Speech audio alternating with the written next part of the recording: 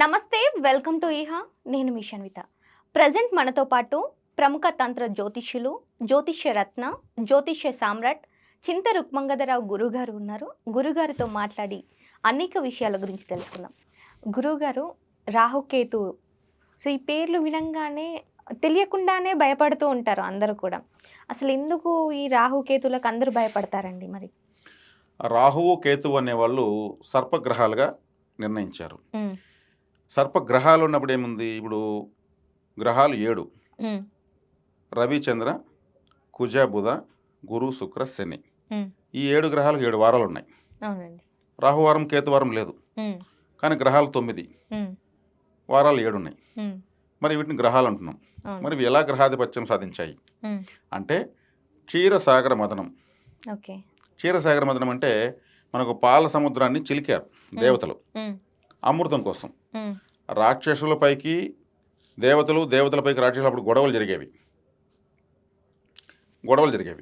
రాక్షసులు బాధ తట్టుకోలేక శాశ్వతమైనటువంటి పరిష్కారము రాక్షసుల నుంచి కావాలని బ్రహ్మ, విష్ణు, మహేశ్వరుల దగ్గరికి దేవతందరూ వెళ్ళి సంప్రదిస్తే క్షీరసాగరాన్ని మదించండి, ఉమ్, అందులో నుంచి అమృతం పుడుతుంది, ఆ అమృతం మీరు తాగారంటే మీకు మరణమే ఉండదు, అప్పుడు రాక్షసుల్ని మిమ్మల్ని ఏం చేయలేరు, అంటే శాశ్వతత్వాన్ని ఇస్తుంది అమృతము. ఉమ్, మరి దాన్ని ఎలా చిలకాలి అంటే మందార పర్వతము లేదా మందర పర్వతము. ఓకే. మందార పర్వతం మందర పర్వతం రెండు ఒకటి. ఆ ఉమ్, మందర పర్వతాన్ని ఒక కవ్వంలాగా పెట్టి వాసుకి అనే సర్పాన్ని దానికి చుట్టి ఉమ్, దాన్ని చిలకాలి. వీళ్ళ వల్లే కాదు, ఉమ్, దేవతల వల్లే కాదు, ఉమ్, చిలకాలంటే అటువైపు కొంతమంది ఉండాలి, ఇటువైపు కొంతమంది ఉండాలి. అప్పుడు రాక్షసులను కూడా ఆహ్వానించారు చర్చలతో. ఓకే. మాకేంటి లాభం అంటే మీకు కూడా మేము షేరింగ్ ఇస్తాము, ఉమ్, ఈ అమృతాన్ని ఇస్తాము అంటే అలా చెప్పి పని చేయించుకుని వాళ్ళు మస్కా కొట్టి వీళ్ళు తాగేద్దాం వీళ్ళు ప్లాన్ చేశారు. ఉమ్, ఇప్పుడు పని కావాలి కాబట్టి అవునవును. వాళ్ళు కూడా ఏం చేశారు, ఇదేదో బాగుంది మనకు కూడా ఉపయోగపడుతుంది ఉమ్, అని వచ్చారు. వాళ్ళు కొంచెం మొరటి వాళ్ళు ఉమ్, రాక్షసులు. ఈ వాసుకిన పాము తల వైపు వీళ్ళు పట్టుకున్నారు, తోక వైపు దేవతలు పట్టుకున్నారు. ఓకే. ఇది చిలకతా ఉంటే పర్వతము సముద్రంలోకి దిగబడి వెళ్ళిపోతూ ఉంది. ఉమ్, అప్పుడు మళ్ళీ మహావిష్ణువు ఏం చేశాడు, కూర్మ అవతారం ఎత్తాడు.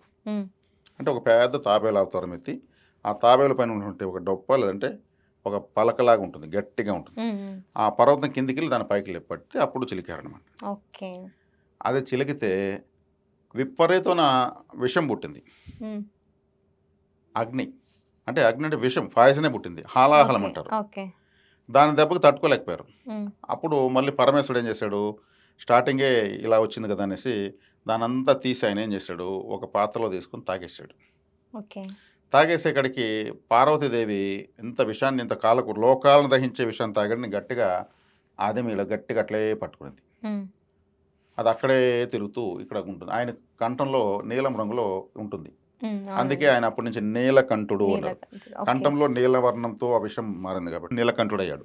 ఆ తర్వాత మళ్ళీ చిలికితే అందులో నుంచి చంద్రుడు, లక్ష్మీదేవి, కౌస్తుభమణి, ఉమ్, జ్యేష్ఠాదేవి, ఉమ్, అప్సరసలు, ఐరావతము, ఉచ్చైస్రవము, పారిజాతము, ఇంకా సురభి అనేటువంటి ఒక దేవత, మధుదేవత అంటే మద్యం పాత్రతో ఒక దేవత వచ్చింది. ఉమ్, మద్యం అంటే ఇదే కదా, సారాయి మద్యం అంటారు కదా. అవునవును. ఆ దేవతను వీళ్ళు రాక్షసులు తీసుకున్నారు. ఓకే. ఉచ్చైస్రవాన్ని రాక్షసులు తీసుకున్నారు. ఉమ్, ఐరావతాన్ని ఇంద్రుడు తీసుకున్నాడు. ఉమ్, లక్ష్మీదేవి మహావిష్ణువు తీసుకున్నాడు. ఉమ్, కౌస్తుభమని మహావిష్ణువు తీసుకున్నాడు.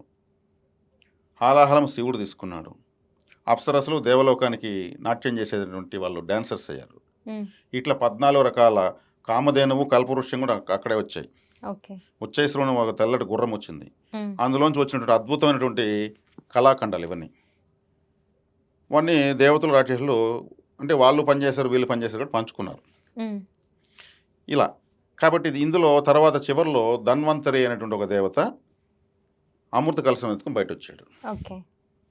అలా ఆయన బయట రాగానే రాక్షసులు టక్మని మీద కూడా అమృత కలశం ఎత్తుకుని పరుగులు తీశారు. ఉమ్, ఇంకా ఒక చుక్క కూడా దేవతలకు ఇవ్వకూడదు అని. ఉమ్, అప్పుడు దేవతలు ఏం చేయాలి, అప్పుడు మహావిష్ణువుని వేడుకుంటే ఆయన అప్పటి వరకు ఎవరూ చూడనటువంటి, అప్పటి వరకు ఎక్కడా లేనంత సౌందర్యంతో జగన్మోహిని అవతారం ఎత్తాడు. ఉమ్, అంటే ఆ జగన్మోహన్ అవతారం ఏమంటే విష్ణు మాయతో ఉంది. ఉమ్, ఆ చూపుల్లోనే ఆయన ఒక ప్రత్యేకమైన శక్తిని విడుదల చేస్తాడు. ఆయన చూసి అలా నవ్వగానే ఆ ఇంకా ప్రాణం పోతూ ఉంటే కూడా వాళ్ళకి ప్రాణం పోయినట్టు తెలియదు. అంటే ఇలా చూస్తూ ఆ మోహిని అవతారం చూసి చనిపోతే కూడా చాలా అదృష్టం. ఓకే. అంతటి శక్తిని ఆయన విడుదల చేస్తున్నాడు. ఆ యొక్క మాయా చూపుతో వాళ్ళ రాక్షసులను చూస్తే వాళ్ళు తన్మయత్వం చెందిపోయారు. హ్మ్. ఈ రాక్షసులకు కామ వ్యామోహాలు ఎక్కువ. హ్మ్. మద్య మాంసాదులు, కామ వ్యామోహాలు తప్పితే వాళ్ళకి ఏ వ్యాపకం ఉండదు. శుచి శుభ్రత ఉండదు. వాళ్ళలోకి ఈ మోహిని వెళ్ళిపోయింది. హ్మ్. మహావిష్ణువు అనేటువంటి ఈ మోహిని అవతారం. వాళ్ళు చూస్తూ సంభ్రమాశ్చర్యాలకు గురైపోతూ ఇంకా ఆయన వాళ్ళు మస్కా కొట్టడానికి కదా వెళ్ళాడు. హ్మ్. వాళ్ళకి తెలియకుండా అమృత కలశం చేతికి తీసుకుంటే వాళ్ళ ఆయాచితంగా ఇచ్చేస్తారు ఇట్లా. ఓకే. వచ్చినది మహావిష్ణువు అని తెలియదు. హ్మ్. మనల్ని ఏమారుస్తున్నాడని తెలియదు. హ్మ్. ఆయన ఏం చేశాడు, వాళ్ళంతా నవ్వుతూ నవ్వుతూ నవ్వుతూ వాళ్ళని ఒక వంకతో చూస్తూ చూస్తూ దేవతలను ఒక లైన్గా కూర్చోబెట్టాడు, వాళ్ళు ఒక లైన్గా కూర్చోబెట్టి ఈ పక్క పోస్తూ ఆ పక్క చూస్తూ నవ్వుతున్నాడు. ఆ పక్క నవ్వుతున్నాడు, ఈ పక్క పోస్తున్నాడు. హ్మ్. ఆ నవ్వులో ఇక్కడ జరుగుతున్న మోసం ఏంటో వాళ్ళు ఐడెంటిఫై చేయలేకపోతున్నారు. ఓకే. విష్ణుమాయను అధిగమించాలంటే అదంత ఈజీ కాదు. వాళ్ళు అసలు జరుగుతున్నది ఏదో ఏమారిపోతున్నారు దేవతలు. రాక్షసులు హ్మ్. ఏమారిపోతున్నారు. హ్మ్. దేవతలు వరుసగా తాగుతున్నారు. హ్మ్. ఇది ఐడెంటిఫై చేశాడు ఒక రాక్షసుడు. ఆడే రాహు. ఓకే. రాహు అనే రాక్షసుడు ఐడెంటిఫై చేశాడు. హ్మ్. ఆ రాహు ఐడెంటిఫై చేసి ఇక్కడ పెద్ద మోసం జరుగుతూ ఉంది. హ్మ్. ఈ మోసాన్ని అధిగమించడం మన వాళ్ళ వల్ల కాదు. హ్మ్. తీరా చూస్తే మొత్తం క్లీన్ చేసి ఆ పక్క పోసేస్తాడు. హ్మ్. ఈ మహావిష్ణువో లేకపోతే ఇక్కడ వచ్చిన ఆ స్త్రీయో హ్మ్. ఈ మోసం చేస్తుంది. మనకెందుకు వచ్చింది, ఈ స్త్రీకి నేనెందుకు ఏమరాలి అని దేవతల అవతారం వేసుకొని వచ్చి దేవతల క్యూలో కూర్చున్నాడు. ఓకే. దేవతలేమి ఇతన్ని గమనించలేదు. హ్మ్. మహావిష్ణువు కూడా గమనించలేదు. ఒక వ్యక్తిని మనం ఒక పెళ్లి చేస్తే ఎవరో ముఖ్యమైన ఒక వ్యక్తిని మర్చిపోతాం పత్రికిచ్చేది. అవునండి. ఎవరో ఒకరిని మర్చిపోతాం. మళ్ళీ అడుగుతూ ఉంటారు. చాలా నిష్ఠూరం, లైఫ్ టైం నిష్ఠూరం అది. అట్లా మహావిష్ణువు కూడా ఒక వ్యక్తిని మర్చిపోయాడు. ఆడు దొంగదారిలో వచ్చి కూర్చున్నాడు. ఓకే. ఇతను పోసేసాడు. హ్మ్. రాహుకి అతను తాగేశాడు. హ్మ్. ఇంక నోట్లో పోసుకునేటప్పుడు రవి చంద్రుడు సూర్యచంద్రులు గట్టిగా అరిశారు. హ్మ్. స్వామి అమృతం తాగేశాడు రాక్షసుడు అనేసారు. హ్మ్. అరిసే కాడికి ఆయన టక్మని సెకండ్ల పైన సుదర్శన చక్రాన్ని అతనికి పంపించాడు అతనికి. ఓకే. అది యాక్టివేట్ అయిపోయి కట్ చేసేసింది. హ్మ్. కట్ చేసేటప్పటికి అమృతం గొంతులో తగిలి బాడీకి టచ్ అయిపోయింది. హ్మ్. ఆ ఫోర్స్కి ఈ తల వెళ్ళి అతని యొక్క తల రాక్షసుల్లో పడింది. ఈ మొండెం వెళ్ళి ఋషులు తపస్సులు చేసుకుంటారు కదా, ఋషులు తపస్సులు చేసుకుంటుంటే అవును. పర్ణశాలలు, హ్మ్. ఆశ్రమాలు ఉంటాయి. హ్మ్. ఆ ఆశ్రమాల్లో పడింది బాడీ. ఓకే. ఇది 2 ముక్కలైంది. హ్మ్. ఒక ముక్క ఎగిరి ఇలా క్రికెట్ బాల్ లాగా ఏ పక్క పడింది, ఇంకో ముక్క ఎగిరి వచ్చి ఋషుల మధ్య పడింది. హ్మ్. కానీ అమృతం టచ్ అయిపోయింది రెండిటికి. తలకు మొండెం లేదు, మొండానికి తల లేదు, హ్మ్. కానీ 2 అతుక్కోలేదు. హ్మ్. ఇప్పుడు రాహు అనేటువంటి వ్యక్తి 2 అయిపోయాడు, హ్మ్. కానీ చావలేదు. రెండిటికి ప్రాణం ఉంది. అప్పుడు బ్రహ్మదేవుడి దగ్గరికి వెళ్ళాయి 2 ముక్కలు. ప్రాణంతో ఉన్నాయి కదా, అమృతం హ్మ్. తాగేసాయి హ్మ్. దేవతలు సమానంగా. హ్మ్. మేము అమృతం తాగామండి, ఇప్పుడు మాకు పనిచేస్తుంది అమృతం, మేము చావలేదు, హ్మ్. మా పరిస్థితి ఏంటి అంటే, ఆయన మీకు గ్రహాధిపత్యం ఇస్తాను. ఓకే. కలియుగంలో మీ యొక్క ప్రభావమే పూర్తిగా ఉంటుంది, 100% ఉంటుంది. హ్మ్. మరి నాకు తల మాత్రం ఉంది, శరీరం లేదంటే పాము శరీరాన్ని ఆ తలకు అతికిచ్చాడు హ్మ్. బ్రహ్మదేవుడు. ఓకే. అది తల మాత్రం రాక్షసుడి తల ఉంటుంది, హ్మ్. భయంకరమైన తల, కింద పాములాగా మెలికలు తిరుగుతూ ఉంటుంది. హ్మ్. ఈ మొండెం ఉంది కదా, అతని హ్మ్. కాళ్ళు, హ్మ్. ఈ హ్మ్. బాడీ ఉంది కదా, దానికి పాము తలను పెట్టాడు. హ్మ్. 5 తలల పాము కేతువు, హ్మ్. తల ఉన్నటువంటి రాహుకి పాము కింద ఓకే. శరీరం. ఇవి సర్పగ్రహాలని. హ్మ్. సర్పాల్లాగా వాళ్ళు పుట్టలేదు. హ్మ్. ఇంక తల కోసం ఈయనకి సర్పాలు తల పెట్టాడు, సర్పం యొక్క శరీరాన్ని ఆ తలకు అతికిచ్చాడు. హ్మ్. అంటే ఇంకోటి కూడా చెప్తారు, రాహు అంటే తల కదా, హ్మ్. ఆయన యొక్క కడుపు మొత్తము అనంత విశ్వం ఆయన యొక్క కడుపే. హ్మ్. కేతువు మొండెం కదా, ఈ అనంత విశ్వం ఆయన తలే. ఓకే. ఆయన తల అంటే కేతు యొక్క తల అంటే అనంత విశ్వము, హ్మ్. రాహు యొక్క కడుపు అంటే అనంత విశ్వము. అనంత విశ్వం. అంటే కేతువు తల కాబట్టి అనంత విశ్వం కాబట్టి ఈయనకి భక్తి జ్ఞాన వైరాగ్యాలు ఎక్కువ. ఋషుల్లో పోయి పడ్డాడు కదా, హ్మ్. మొండెం పోయి. ఋషులు అంటే ఏమి, ఎప్పుడు తపస్సులు చేసుకునేవాళ్ళు. తపస్సులు చేస్తూ ఉంటారు. ఏమీ మాకొద్దు, డబ్బులు వద్దు, మాకు కరెంట్ ఛార్జీలు కట్టే పని హ్మ్. లేదు, ఏమీ హ్మ్. లేదు, మేము తపస్సు చేసుకుంటాం. భక్తి జ్ఞాన వైరాగ్యాలు. హ్మ్. కాబట్టి ఈ కేతు మోక్షకారకుడైనాడు.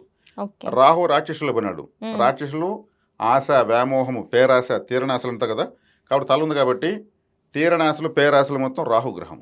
హ్మ్. అందుకే రాహుగ్రహం ఎవరికైనా లగ్నంలో ఉంటే వాళ్ళ ₹1,00,00,000 దొరకని సంతృప్తి ఉండదు, ఇంకో హ్మ్. 1,00,00,000 దొరుకుంటే బాగున్నాయి అంటారు. ఒక కేజీ బంగారు రాని ఇంకొక కేజీ వచ్చి ఉంటే బాగుండంటారు. ఉన్నదంతా తృప్తి పడలేరు. ఓకే. ఎంత తిన్నా ఆశ తీరదు. ఎంత దొరికినా ఆశ తీరదు. అనుభవించలేరు. కానీ వాళ్ళకొచ్చినంత ఎవరికీ రాదు. అందుకే మాఫియాస్ అంతా వాళ్ళు రాహుగ్రహ ప్రభావమే. ఆల్ మాఫియాస్, ఆల్ బెట్టింగ్సు, మోసము అంతా రాహువే. ఓకే. ఈ ట్రేడింగు, షేర్ మార్కెట్టు, గుర్ర పందాలు, హ్మ్. జూదాలు, ఆన్లైన్ గేమింగ్సు రాహు తల కాబట్టి నోటి ద్వారా వెళ్ళే ప్రతి ఒక్కటి రాహు కారకత్వమే. అంటే hotel field, okay. Non veg hotel అంటే రాహువే. హ్మ్. వెజ్ హోటల్ అంటే చంద్రుడు, గురువు, నెయ్యి, పప్పు వేస్తారు కాబట్టి. హ్మ్. కాబట్టి రాహు కారకత్వం కలియుగంలో ఎక్కువ. వెస్ట్రన్ కల్చర్ మొత్తం రాహువే. హ్మ్. పేరాస ఎక్కువ కాబట్టి కొన్ని మతాలు రాహుకు ఆధీనంలో ఉంటాయి.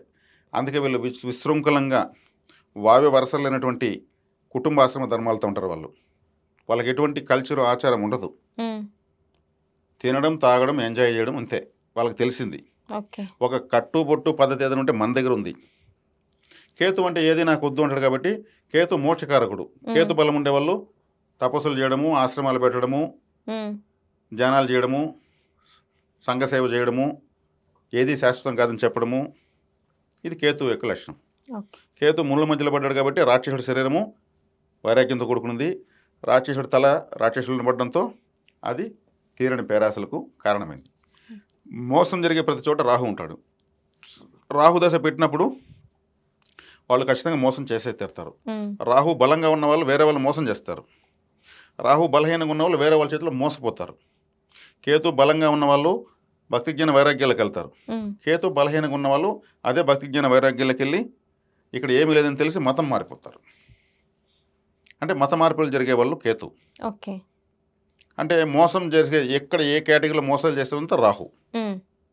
అంటే రాహు అంటే ఆశ, కేతు అంటే నిరాశ అని అర్థమైంది ఇప్పటికి. అర్థమైంది. ఆశ నిరాశల మధ్యలో కదా ఇప్పుడు జనాలు ఉన్నారు. హ్మ్. ఆశ, నిరాశ. నిరాశ. ఈ కలియుగంలో వీళ్ళిద్దరే కింగులు. ఓకే. వీళ్ళిద్దరి మధ్యలో గ్రహాలన్నీ ఉన్నాయనుకోండి, ఇంక ఏ రాజయోగం పనిచేయదు. హ్మ్.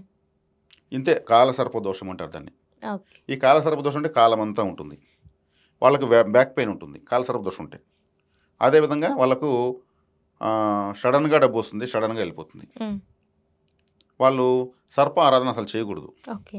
ఎందుకంటే కాలసర్ప దోషము. హ్మ్. దోషాన్ని మళ్ళీ పూజ చేసి దోషమే పెరుగుతుంది. ఓకే. పండ్ల చెట్టుకు నీళ్ళు పోస్తే ఏమొస్తాయి? పండ్లే వస్తాయి. ముండ్ల చెట్టు నీళ్ళు పోస్తే ముండ్లే వస్తాయి. దోషాన్ని పూజ చేస్తే. దోషమే వస్తుంది. కాబట్టి ఇక్కడ ఏం చేస్తున్నారు జనాలు? మళ్ళీ పోసి మళ్ళీ పూజ పాములు చేస్తున్నారు. పుట్టలకు ఏమైనా చేస్తున్నారు, ఇంకా ఇంకా ఎక్కువైపోతుంది. ఎక్కువ. కాబట్టి ఈ కాలసర్ప దోషం నివారించబడాలి, ఈ రాహుకేతువుల యొక్క బాధ తగ్గాలంటే గరుత్మంతుడు ఆరాధించాలి. ఓకే. గద్దం చూస్తే పాములు భయమే కదా. అవునండి. ఆయన ఒక పోలీసు లాంటివాడు. హ్మ్. అక్కడికి వెళ్తే దొంగ ఆటోమేటిక్ భయపడతాడు. ఇప్పుడు గరుడ ఆరాధన చేయాలి. హ్మ్. ఇప్పుడు గరుడ ఆరాధన అంటే గరుత్మంతుడు ఎంత శక్తివంతమైన వాడు? మహావిష్ణువుకి వాహనము. హ్మ్. మరి ఆయన ఆరాధన చేసేదానికి ఏమైనా ఖర్చు అవుతుందా? లేదు. గరుడ కవచము, గరుడ మాల మహామంత్రము, గరుడ పంచాక్షరి మంత్రము, గరుడ గాయత్రి మంత్రము, ఇట్లా గరుడ పురాణము హ్మ్. ఎన్నో ఉన్నాయి. ఇవన్నీ చదవచ్చు. హ్మ్. గరుత్మంతుని టాటూ వేసుకోవచ్చు. ఆయన ఒక డాలర్ మెడలో వేసుకోవచ్చు, ఒక రింగ్గా వేసుకోవచ్చు. ఇంట్లో ఒక పెద్ద గరుత్మంతుడి బొమ్మ అతికించుకోవచ్చు. ఇంట్లో వస్తువు పోతున్నప్పుడు తెలుస్తుంది. ఓకే. ఎన్నో కంట్రీస్ తమ సీక్రెట్ ఏజెన్సీస్కి, హ్మ్. ఇప్పుడు రా ఉంది, మొసాద్ ఉంది, ఇట్లా సీక్రెట్ ఏజెన్సీస్ ఉంటాయి. సిబిసిఐడి, సిబిఐ ఇట్లాంటి డిపార్ట్మెంట్స్ కూడా గద్ద బొమ్మలు ఇలా పెట్టుకుంటారు, సింబల్స్, లోగో. హ్మ్. వాళ్ళని జ్యోతిష్యం చూడలేదు వాళ్ళు, కానీ సీక్రెట్ ఏజెన్సీస్ అంతా ఫాలో అవుతారు. ఓకే. ఎవడైనా ఏదైనా తక్కువ కనిపెడితే మన గద్ద కండ్లురా అంటారు. హ్మ్. గద్ద ఎంత ఆ గరుత్మంతుడు ఎంత హైట్ ఎగిరితే హైట్ ఉన్నా అంత గాని క్లియర్గా చూస్తాడు క్లియర్‌గా కిందకి. చూస్తా. ఆ కళ్ళు అంత చిన్నవైనా కానీ జూమ్ చేసి చూస్తాడు. చూసి వేగంగా వచ్చి ఎత్తుకుని మళ్ళీ వేగంగా వెళ్ళిపోతుంది. అవునండి. అంత శక్తివంతమైంది. కాబట్టి గరుడ ఆరాధన చాలా విశిష్టమైనది. హ్మ్. కాలసర్పదోషం శాశ్వతంగా. కాబట్టి ఈ రాహుగ్రహము పొగ రంగు, యాష్ కలర్, సిల్వర్ కలర్, హ్మ్. మెరూన్ కలర్, హ్మ్. అదేవిధంగా గ్రే రిలేటెడ్ కలర్స్, ఇవన్నీ ఓకే. కూడా రాహుగ్రహానివి. హ్మ్. కేతు గ్రహానికి కాషాయం రంగు. హ్మ్. ఋషుల్లో పడ్డాడు కదా, హ్మ్. కాషాయం రంగు, సింధూరం పెట్టడము, మల్టీ కలర్స్ కూడా వస్తాయి. ఓకే. ఇప్పుడు కేతువు అంటే తల లేని వాడని అర్థం. హ్మ్. తల లేకుండా ఆయన ఇదైనాడు. హ్మ్. అదే స్థాయిలో ఇంకొక దేవత ఉన్నాడు, తల పోగొట్టుకున్న దేవత, ఓకే. విఘ్నేశ్వరుడు. హ్మ్. ఆయనకు మళ్ళీ ఏనుగు తల పెట్టాడు. వేణుతో. అంటే తలను కోల్పోయి తిరిగి తలను పొంది హ్మ్. వాడు, ఆ విఘ్నాన్ని అధిగమించిన వాడు కాబట్టి విఘ్నేశ్వరుడు అయ్యాడు. హ్మ్. కాబట్టి కేతు దోషం పోవాలంటే విఘ్నేశ్వరుని ఆరాధిస్తే కేతు దోషం పోతుంది. ఓకే. ఆ విఘ్నాన్ని అధిగమించిన దేవత ఆయనే. హ్మ్. కాబట్టి ఈయన కాషాయం రంగు కాబట్టి వినాయకుడు ఆలయాలపైన కాషాయం రంగు జెండాలు కడితే కూడా కేతు దోషం పోతుంది. కేతు దోషం పోతుంది. శివపార్వతులు ఉండేది, ఓంకారం ఉమ్, ఉండేది, ఉమ్, స్వస్తిక్ ఉండేది, జెండాలు కడుతూ ఉంటే కేతు దోషం పోతుంది. ఓకే. అంటే కేతు మోక్షానికి కారకుడు కదా, ఉమ్, ఇక్కడ మోక్షానికి వైరాగ్యానికి కారకుడు. ఉమ్, ఈ విఘ్నేశ్వరుడు విఘ్నాలకు అధిపతి. ఈ మోక్ష సాధనలో వెళ్ళే వాళ్ళకు విఘ్నాలు రాకుండా విఘ్నేశ్వర ఆరాధన చేస్తే ఆటోమేటిక్గా ఆ బలాన్ని పొందొచ్చు. ఉమ్, కాబట్టి రాహు అన్నప్పుడు ఏమైంది, రాహు ఆశ దురాశ ఉమ్, వెస్ట్రన్ కల్చర్ అని చెప్పేసి అనేకంగా ఉమ్, ఈరోజు మన దేశంలో అది విచ్చలవిడిగా దిగుమతి చేసుకుని ఇస్తున్నారు. ఒకప్పుడు బట్ట శుభ్రంగా కట్టుకుంటే ఒక పద్ధతిగా ఉండేవాళ్ళు. ఉమ్. ఇప్పుడు అమ్మేటప్పుడే బట్టలు మొత్తం బొక్కలు పెట్టి చించి షోకేస్లో పెడుతున్నారు. అవునండి. చిరిగిన బట్ట వేయకూడదు అనేది ఒకప్పుడు. బట్ట చిరిగితే వేసుకుని ఇంట్లో వచ్చేవాళ్ళు ఫీల్ అయ్యేవాళ్ళు, చిరిగిన అవునా. బట్ట అనే. ఇప్పుడు ఫ్యాషన్ అయిపోయింది ఇంకా.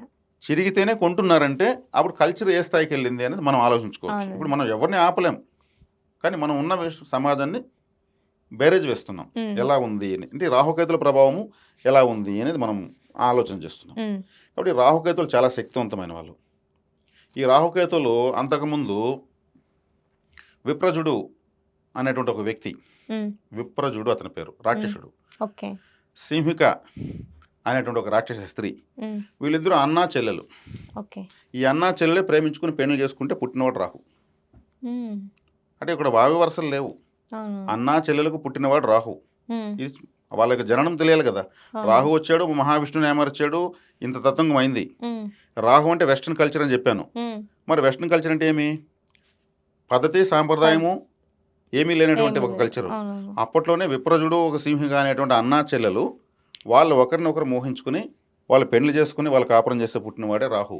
ఉమ్, కాబట్టి రాహు దశ, రాహు ఎవరికైతే విశృంఖలంగా జాతకంలో ఉంటాడో ఉమ్, వాళ్ళు ఈ క్లబ్బులు పబ్బులు పెట్టడం, ఉమ్, అంటే ఈ విధంగా ఆచార వ్యవహారాలు లేనటువంటి వ్యాపారాలు చేస్తుంటారని చెప్తుంది శాస్త్రం. ఉమ్, అంటే ఇప్పుడు అవి జరుగుతున్నాయి కదా ఇవన్నీ. అవునండి. చూస్తూ ఉన్నాం చాలా మరి ఉన్నాయి. ఎందుకు వస్తాయి, అవి పవిత్రమైనవేం కాదు కదా. ఉమ్, అక్కడ వాళ్ళకి కావాల్సిన డబ్బే, ఉమ్, డబ్బులు ఇస్తే చాలు, ఎవరిని వచ్చి ఎగరచ్చు, ఎవరైనా ఏమైనా తాగొచ్చు తినచ్చు, అది వాళ్ళకి సంబంధం లేదు. అవునవును. డబ్బులు వాళ్ళు అడిగిన డబ్బు అక్కడ టోకెన్ కట్టేసి ఆ ఏం ప్యాకేజీలు ఉంటాయి ఏమో ఎగరడం దూకడం ఉమ్, కల్చర్ ఉంది కదా, ఈరోజు అవునండి. కోట్లలో జరుగుతుంది కదా.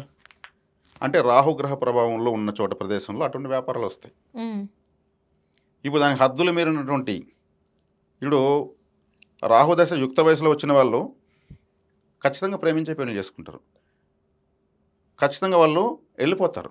ఓకే. పెళ్లి చేసుకుని పోయి మళ్ళీ 6 నెలలు సంవత్సరం తర్వాత మళ్ళీ వస్తారు. ఉమ్, ఒక అమ్మాయి చెప్తుంది, సరే నువ్వు నన్ను ఇష్టపడ్డావు, నేను నిన్ను ఇష్టపడ్డాను, ఉమ్, పెద్దలు చెప్పి పెళ్లి చేసుకుందాము అంటుంది. ఉమ్, కానీ అతను ఏమంటాడు, రాహు ప్రభావం ఎక్కువ ఉంటే ఒకవేళ ఒప్పుకోకపోతే ఉమ్, అన్నాడంటే అప్పుడు మనం వెళ్ళిపోతాం. అవును. మరి ఇప్పుడు ఏం చేద్దాం, మనం వెళ్ళిపోదాం అంటే వాడు ఏ కాడికి వెళ్ళిపోయేదానికే ప్రయత్నిస్తాడు. రాహు ప్రభావంతో ఏమంటే ఎస్కేప్ రాహు అంటే. ఉమ్, అంటే ఇప్పుడు మళ్ళీ వాళ్ళ గొడవలు వచ్చినాక ఎటు తిరిగి వెళ్ళిపోతారు. పెద్దల అంగీకారంతో చేసుకోవడానికి రాహు దశ అంగీకరించదు. ఓకే. ఎక్కడికి ఎస్కేప్ చేయడము, అబద్ధాలు చెప్పడము, మోసం చేయడము, పరువు ప్రతిష్టలు, తల్లిదండ్రుల మనోభావాలు దెబ్బతీసే విధంగా ప్రవర్తించడము, ఉమ్, ఇవన్నీ రాహుదశ జరుగుతాయి. అందుకే మాకు జాతకాలు వస్తే రాహుదశ యుక్త వయసులో వచ్చిందంటే ఇష్టమూలక వివాహం చేసుకుంటాడండి మేము తెలుగులో చెప్తాం. అంటే ఏంటండి అంటే లవ్ మ్యారేజ్ అని ఇంగ్లీష్లో చెప్తాం. ఓకే. మా అమ్మాయి ఒక అబ్బాయిని ప్రేమిస్తా ఉందండి, ఆ అబ్బాయి వద్దంటే వినడం లేదని అప్పుడు అంటారు. ఉమ్, ఆ రాహు యుక్త వయసులో వచ్చాడు, విశృంఖలమైనటువంటి వ్యామోహము, ఏమీ తెలియనటువంటి బాధ్యత ఉమ్, లేనటువంటి ఆ, ఒక ఏమంటారు ఆ వివాహ ఆలోచన. ఉమ్, కాబట్టి ఈ రాహుగ్రహం యొక్క ప్రభావము యుక్త వయసులో ఉన్న వాళ్ళకి కానీ ఆ దశ ప్రాప్తించిందంటే అంతే. ఓకే. వేరే దశ ఉన్నా కానీ రాహు భుక్తి వచ్చిందంటే ఆ భుక్తులు ఆపన చేస్తారు, ఉమ్, ఆ ప్రభావానికి లోనైపోతారు. ఉమ్, ఈ దశల్లో భుక్తులు తగులుతూ ఉంటాయి. కాబట్టి రాహు యొక్క శక్తి కలియుగంలో విపరీతంగా పెరిగిపోయింది. అందుకే ఆయన పుట్టుక నుంచి, ఆయన పుట్టుక ఏ విధంగా పుట్టాడు, కలియుగంలో బ్రహ్మదేవుడు ఇచ్చిన వరం ప్రకారము మీ యొక్క ఆశ నిరాశల మధ్య కొట్టు మిట్టాడుతుంది కలియుగమని చెప్పాడు. కాబట్టి ఉమ్, రాహు విశృంఖలంగా అన్నీ చేపిస్తాడు, మళ్ళీ తిరిగి మోసం చేస్తాడని చెప్పాను కదా, ఉమ్, ఫైనల్గా రోడ్లో వదిలేస్తాడు. ఓకే. అప్పుడు వైరాగ్యం పుడుతుంది, మనం ఎందుకు అవసరం అయింది మనకు అనుకుంటారు. అప్పుడు ఉమ్, కేతు ఎంటర్ అవుతాడు. ఉమ్, కేతు ఎంటర్ అయ్యే ప్రయోజనం ఉంది, ఉన్న పరువు పోయి ఉంటుంది. ఉమ్, ఇట్లా రాహుకేతులు జ్యోతిష్ శాస్త్రాన్ని కలియుగాన్ని విపరీతంగా శాసిస్తున్నారు. ఓకే. కాబట్టి ఇక్కడ వచ్చారంటే వాళ్ళ జాతకాల్లో రాహువు వ్యతిరేకంగా ఉన్నా కానీ ఆ గ్రహాలు అలాగే వాళ్ళు చేస్తాయి, ఉమ్, వాళ్ళు అలాగే బలవుతారు. ఉమ్, మరి మరి జ్యోతిషం ఎందుకంటే ఏది ఎట్లా ఉంటే అటు జరుగుతుంది. ఏ గ్రహము యుక్త వయసు ఉంటే ఆ గ్రహానికి సంబంధించినటువంటి విధంగా పెళ్లి చేసుకుంటారు. మీరు నేనేం చేయగలము అంటే ఉమ్, అది కరెక్టే. మమ్మల్ని సంప్రదించిన వాళ్ళకు ఆ జాగ్రత్తలు చెప్పి దానికి పరిహారాలు చెప్పిస్తాం. ఓకే. అటువంటి పరిస్థితులు వచ్చినా కానీ ఉమ్, అటువంటి దురవస్థలకు లోను కాకుండా డైవర్ట్ చేస్తాం. బైపాస్లో సర్వీస్ రోడ్లు తిప్పేస్తాం. ఉమ్, రూట్ వదిలేస్తాం. ఓకే. కొద్ది రోజులుగా ఆ ఆలోచన కరెక్టే. అప్పుడు మనము ఆ తప్పు చేయకపోవడం వల్ల ఈరోజు జీవితం నిలబడింది నిలబడింది. అనేటువంటిది వస్తుంది. అదొక గుణపాఠం లాగా తీసుకుని ఉమ్, ఇలా సంప్రదించకపోవడం వల్ల గ్రహాలు తీసుకెళ్ళి ఎక్కడో వంకల్లో వాగలు వదిలేస్తాయి. ఉమ్, కొన్ని సంవత్సరాలు అయిపోయిన తర్వాత తిరిగి రానిది సమయమే. అవునండి. దేవుడు కూడా కట్టిలేడు. నా టైం నాకు కట్టి అంటే దేవుడు కట్టిలేడు. డబ్బు కూడా కట్టిస్తారు. ఒక 5 నిమిషాల టైం కూడా కట్టివ్వలేరు. అవునండి. కాబట్టి విలువైన సమయం సంవత్సరాల తరబడి నష్టమైపోతుంది. ఇప్పుడు జ్యోతిష్ శాస్త్రంలో అగ్రతాంబూలం రాహుకేతులకి ఉంది. ఉమ్, గురువత్ కుజవత్ కేతు, శనివత్ రాహు అన్నారు. ఉమ్, శని ప్రభావాన్ని రాహు విడుదల చేస్తాడు, కుజ ప్రభావాన్ని కేతు విడుదల చేస్తాడు. ఓకే. అంటే ఈ గ్రహాల యొక్క కారకత్వాలని సూచిస్తాయి. ఉమ్, ఈ గ్రహాలు ఏ నక్షత్రంలో ఉంటే ఆ నక్షత్ర ప్రభావాన్ని యొక్క వ్యక్తి ఎనర్జీని రిలీజ్ చేస్తాయి. ఉమ్, అదే ఈ గ్రహాలకు సంబంధించిన నక్షత్రాల్లో వేరే గ్రహాలు ఉంటే అవి కూడా రాహుకేతువులుగా ప్రవర్తిస్తాయి. ఓకే. రాహు నక్షత్రం గురువు ఉన్నాడు అనుకోండి, ఇంకా ఉమ్, వాళ్ళకు ఫైనాన్షియల్గా మొత్తం వెనక్కి తిరుక్కొని వస్తూ ఉంటుంది. 0 అవుతూ ఉంటుంది. రివర్స్లో తిరుగుతాయి ఈ గ్రహాలు. వాళ్ళకి అర్థం కాదు. ఉన్నంత ఎందుకు ఇలా అయిపోయి అవుతుంది అనేసి అనుకుంటారు. గురు మహర్దశ జరుగుతాం వీళ్ళు అనుకుంటారు. ఉమ్, గురుదశ అంటే 16 సంవత్సరాలు. ఉమ్, ఈ 16 సంవత్సరాలు మీరు పట్టింది మొత్తం బంగారు. ఒక గోడను మాడుకొని మీరు దొరికి పట్టిందంతా బంగారు గోడలు వేసుకుని లెక్కలు చెప్పేస్తారు. ఉమ్, ఇక్కడ రాహు నక్షత్రంలో ఉంటాడు. రాహు ఏం చేస్తాడు, నువ్వు చెయ్యి అన్నీ చెయ్యి, ఇది చెయ్యి, ఇది కరెక్ట్, అది కరెక్ట్, అది కరెక్ట్, ఇది కరెక్ట్ అని చెప్పి మొత్తం వెనక్కి తిప్పుతాడు. ఉమ్, ఏమవుతుంది, ఐపీ పెట్టే పరిస్థితికి వస్తారు. అది తెలీదు. గురువు యొక్క రాహు యొక్క నక్షత్రం గురువు ఉన్నప్పుడు ఏమవుతుంది, వెనక్కి తిరుగుతుంది కదా అవునండి. గ్రహము. అప్పుడు ఏం చేయాలి, రివర్స్లో ఉంది గురువు. గురువు అంటే ఆలయము, గురువు అంటే ఉమ్, డబ్బులు, గురువు ఉమ్, అంటే గోల్డ్. అప్పుడు గుడిలోకి ఏ గుడికి వెళ్ళినా రిజల్ట్ రాదు వీళ్ళకు. ఉమ్, గుడిలోకి వెళ్ళి మళ్ళీ వెనక్కి రావాలి, మళ్ళీ లోపలికి వెళ్ళాలి. అంటే గుడిలో వక్రించి లోపలికి వెళ్ళాలి, అప్పుడు ఫలితం వస్తుంది. ఓకే. గురువు అంటే డబ్బులు, ఫైనాన్స్ కదా. ఉమ్, వీటి వక్రించే నక్షత్రం ఉన్నాడు కదా, కాబట్టి కరెన్సీని రివర్స్లో లెక్క పెట్టాలి. Opposite okay. కౌంటింగ్. గాంధీ మహాత్ముని వైపు లెక్క పెడతారు కదా, ఉమ్, దాన్ని ఇట్లా తెప్పించి లెక్క పెట్టాలి. ఓకే. రివర్స్ కౌంటింగ్ చేయడం వల్ల డబ్బు కలిసి వస్తుంది. ఉమ్, గురువు అంటే గోల్డ్ కదా, ఉమ్, కాబట్టి గోల్డ్ని అవసరం లేకపోయినా తాకట్టు పెట్టాలి. తాకట్టు పెట్టి ఒక 1000 రూపాయలకు 2000కు చిన్న డాలర్ ఒకటి పెట్టేసి ఉమ్, 10 డేస్ తర్వాత మళ్ళీ వెనక్కి తేవాలి. ఉమ్, మళ్ళీ 10 డేస్ తర్వాత మళ్ళీ పెట్టాలి, మళ్ళీ 10 డేస్ ఓకే. వెనక్కి తేవాలి. ఈ బంగారం ముందుకి వెనక్కి వక్రం చేయడం వల్ల ఉమ్, ఇక మాకు రాహు గ్రహం ప్రభావం ఆటోమేటిక్ గురుగ్రహం ఉమ్, వక్రత్వం పోతుంది. ఉమ్, ఇటువంటి పరిహారాలు మేము చెప్పిస్తాం. ఏ గ్రహము రాహుకేతు నక్షత్రాల్లో ఉంది ఆ గ్రహ కారకత్వాలని రివర్స్ అయిపోతూ ఉంటాయి. ఉమ్, ఉదాహరణకు శుక్రుడే రాహు నక్షత్రంలో ఉన్నాడు అనుకో, శుక్రుడు అంటే భార్య, ఉమ్, అన్ని ముహూర్తాలు బాగుండే పెళ్లి చేస్తారు. ఉమ్, రాహు అంటే విచ్చలవిడితనము, విశృంఖలత్వము. ఇతను భార్యతో పిచ్చి పిచ్చిగా ప్రవర్తిస్తూ ఉంటాడు, ఓకే. ఆర్డర్లో ఉండడు. ఉమ్, ఆ అమ్మాయికి అర్థం కాదు. ఉమ్, అన్నీ బాగున్నాయి, మంచోడు అని చెప్తే 100 మంది చేసుకున్నాము, పెళ్ళైన తర్వాత భార్యతో సక్రమంగా లేడు. ఉమ్, ఏం చేయాలి, తిట్టలేము, కొట్టలేము. అవునండి. వీళ్ళకి అసలు విషయం తెలీదు. ఉమ్, అప్పుడు మేము పరిహారాలు ఇస్తాం. ఓకే. శుక్రుడు అంటే భార్యతో ఇతను ఉండాల్సిన విధంగా ఇతను ఉమ్, సాఫ్ట్వేర్ లేదు బ్రెయిన్లో, ఇలా చేస్తే వీళ్ళకి ఇది అని చెప్పిస్తాం. ఓకే. కానీ పరిహారాలు వ్యక్తిగత పరిహారాలు ఇవి. ఉమ్, ఇట్లా ఏ గ్రహము పోయి రాహుకేతు నక్షత్రాలు ఉంటే ఫలితాలు రావు. అదే ఓకే. కేతు నక్షత్రంలో ఉంటే, కేతు ఏది నాకు వద్దు అంటాడు. వద్దు అవును. అనే నక్షత్రంలో గ్రహం ఉంటే ఏమి ఇస్తుంది, ఏమి ఇవ్వదు. ఇది అప్పుల పాలు చేస్తుంది, ఇది ఉమ్, అసలు వద్దే వద్దు వద్దే అంటుంది. వద్దంటుంది. ఇది ఈ జంజాటాన్ని ఇదేదో రహస్యాన్ని ఛేదించేదానికే జ్యోతిష్యుణ్ణి కలవాలనేది. ఆ ఓకే. జ్యోతిషులు కూడా ఎవరైనా సరే రాహుకేతు నక్షత్రాల్లో ఏ గ్రహం ఉంటుందో ఆ గ్రహ కారకత్వాలు వ్యతిరేకంగా తిరుగుతాయి ఉమ్, అని చెప్పాలి. ఓకే అండి. అప్పుడేమవుతుంది, దానికి కావాలని వ్యక్తిగత పరిహారాలు. నేను ఇప్పుడు ఉదాహరణ గురువుకు చెప్పాను, ఉమ్, మిగిలిన గ్రహాలకు ఉన్నాయి. ఉమ్, ఆ గ్రహ కారకత్వాలు తెలుసుకుని అవి అవునండి పలానా విషయంలో ఇతను ఇంతే అంటారు. కాబట్టి ఇటు క్షీరసాగర మదనం కానించి, రాహుకేతుల పుట్టుక, వాళ్ళ తల్లిదండ్రుల కానించి, ప్రస్తుత కలియుగ ప్రభావాల కానించి, స్వభావాల కానించి, మనుషులు ఎలా ఈ గ్రహ ప్రభావాలకు లోనయ్యి తమను తాము తెలుసుకోలేక, ఉమ్, ఇప్పుడు తల్లిదండ్రులు ఎలా ఉంటారో, ఎంత ఐడియాలజీగా ఉంటారో వాళ్ళ పిల్లల్ని అంత గొప్పగా సాకుతారు. అవునండి. ఒక సముద్ర తీరంలో చేపలు పట్టే వాళ్ళ పిల్లలు పుడితే ఉమ్, వాళ్ళు ఎక్కడో బంగారు గనులు చేర్చరు వాళ్ళ పిల్లల్ని. ఉమ్, చేపలు ఇలా పట్టాలి, చేపలు ఇలా అమ్మాలి, ఇలా తప్పు చెప్పి మనం డబ్బులు తీసుకోవాలి, మామూలు ఉమ్, కరెక్ట్గా చెప్తే డబ్బు రాదని వాళ్ళు చేపల వేటలు నేర్పించి పడవల ద్వారా నేర్పించేస్తారు. అవునవును. వాళ్ళ ఐడియాలజీ అది. ఉమ్, అదే ఇంకేదో బట్టల వ్యాపారం చేసేవాళ్ళు వాళ్ళ పిల్లలకు ఏ బట్ట చూడగానే ఎంత రేటు, ఏ ఎంత క్వాలిటీ, రేటు సేమ్ అంతే కదా. అవునండి. కాబట్టి సరైన విజ్ఞానము తల్లిదండ్రులకు కల్పించుకుని వాళ్ళ పిల్లల్ని ఏం చేసుకుంటే బాగుంటుంది గ్రహ సిద్ధాంతాల రీత్యా అని తెలుసుకొని ఆచరింపు చేసుకుంటే జ్యోతిష శాస్త్రం అందరి జీవితాలను ఉద్ధరింపు చేసుకునేటువంటి శక్తిని ఇస్తుంది. ఓకే. రాహుకేతుల మధ్యలోనే జ్యోతిష శాస్త్రం బంధించబడి ఉంది. క్షీరసాగర మదనం దాని యొక్క ప్రాముఖ్యతని తెలపండి. క్షీరసాగర మదనము మీకు ఇప్పుడు రాహుకేతుల జననంతో చెప్పాను. ఉమ్, ఈ క్షీరసాగర మదనం అనేది అక్కడ అమృతం అనేదే ప్రధాన అంశంగా తీసుకున్నారు. ఉమ్, ఆ క్షీరసాగర మదనంలో ఏమేమి పుట్టాయో కూడా చెప్పాను మీకు నేను. అవన్నీ కూడా శాశ్వతమైనవి, సమస్త లోకాలకు అనుకూలమైనటువంటివి. ఓకే. ఈ క్షీరసాగరం నుండి అమృతం అన్నప్పుడు ఇది దేవతలు ఇష్టమైనటువంటి పానంగా ఉమ్, మనకు తెలిసింది. ఇప్పుడు మీకు అది కూడా కలిపి చెప్పేశాను. క్షీరసాగర మదనము రాహుకేతులకు సంబంధించి ఆ సందర్భంలోనే అన్నీ జరిగాయి. అన్నీ జరిగాయి. ఓకే అండి. ఆ అమృత కలశాన్ని చివరిలో ఆ అమృత కలశం ఏదైతే మిగిలిందో ఉమ్, పోసేస్తున్న పాత్ర ఖాళీ అయిపోయింది కదా, ఉమ్, ఆ పాత్రను రావణాసుడు మింగేస్తాడని ఉమ్, ఆయన ఇక్కడ బొడ్డులో పెట్టుకున్నాడని, ఓకే. ఆ అమృత కలశం పైన రాముడు బాణం వేసే వరకు అతను చావలేదని కూడా మనకు కుర్చీ అంటే ఈ బొగ్గిలి ఉమ్, కుర్చీలో బాణం కొట్టిన తర్వాతనే రావణాసుడు మరణించాడని, ఆయన ఓకే. యొక్క ప్రాణం బొగ్గిల్లో ఉండింది ఉమ్, మణిపూరక చక్రం కాడ అని కూడా మనకు పురాణాలు తెలియజేస్తున్నాయి. ఓకే. అందుకే ఆయనకు మరణం లేదు, జయించేది కష్టం, అమృత బాణమే మింగేస్తాడు ఎక్కడ. ఉమ్, కాబట్టి ఇది క్షీరసాగర మదనము, రాహుకేతుల జననము, కలియుగం పైన రాహుకేతుల యొక్క ప్రభావము